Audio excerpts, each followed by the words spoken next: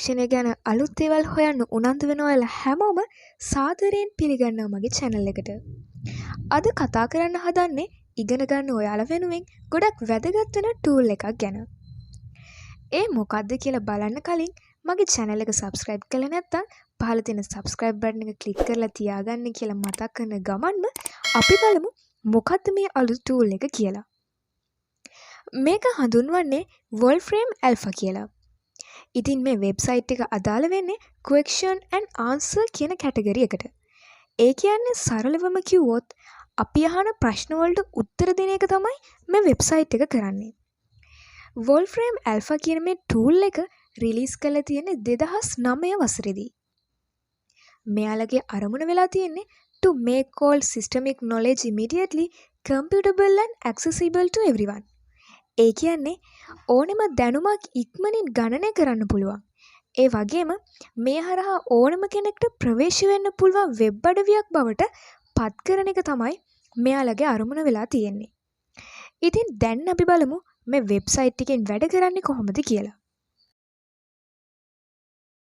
මුලින්ම මෙන්න මේ විදිහට Google search bar එකේ අපි type කරගන්න ඕනේ Wolfram Alpha කියලා. Wolfram Alpha කියලා type කරගන්න ඕනේ. මම website link එක description එකේ දාලා තියන්නම්. එහෙම නැත්නම් ඔයාලට පුළුවන් මේ විදිහට Google එකේම search කරන්න. ඊට පස්සේ මේ උඩින්ම තියෙන Wolfram Alpha Computational Intelligence කියන website එකට අපි යන්න ඕනේ.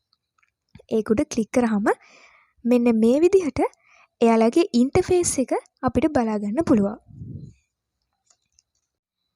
මේකේ පහළට යනකොට විවිධ categories ගණනාවක් අපිට බලා ගන්න පුළුවන්.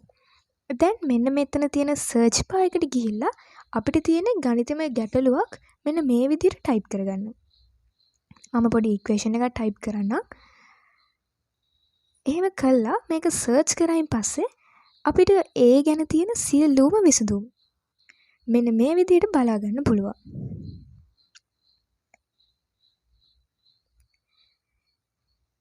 ඉතින් මේ වගේම තවත් උදාහරණයක් අපි බලමු. මම මෙන්න මේ විදිහට පොඩි සුළු කිරීමක් type කරන්නම්.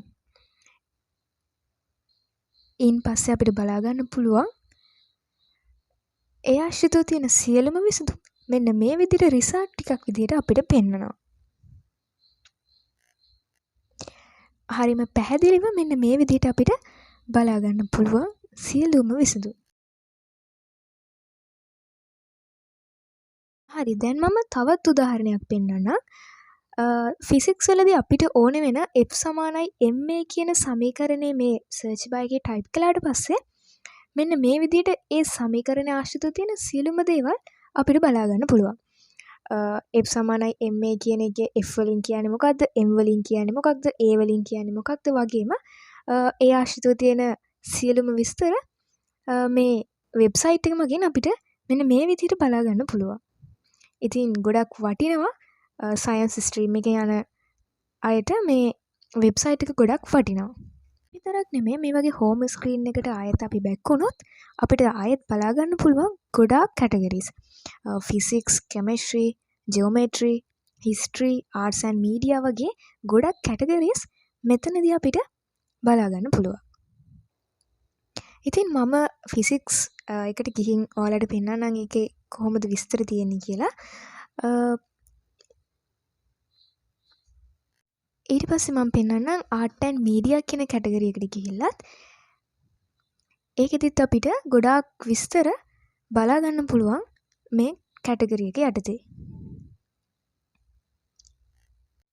මේ වගේම මෙතන තියෙන ඕනම කැටගරි එකකට ලොග් වෙලා බැලුවොත් ඔයාලට බලා ගන්න පුළුවන් ඒ පිළිබඳව තියෙන සියලුම විස්තර. ඉතින් මම හිතනවා ඉගෙන ගන්න ඔයාලා වගේම තවත් මේ වගේ අලුත් දේවල් ඉගෙන ගන්න කැමති අයටත් මේ tool එක ගොඩක් වටී කියලා. මේ වගේම තවත් අලුත් දේවල් හොයන්න දිගටම මාත් එක්ක ඉන්න කියලා මතක් කරන ගමන් අද වීඩියෝ එකෙන් සමුගන්නවා. මේ වීඩියෝ එක ඔයාට වැදගත් වුණා කියලා හිතනවනම් මේ වගේ අලුත් දේවල් දැනගන්න කැමති ඔයාගේ යාළුවන්ටත් ෂෙයා කරන්න අමතක කරන්න එපා.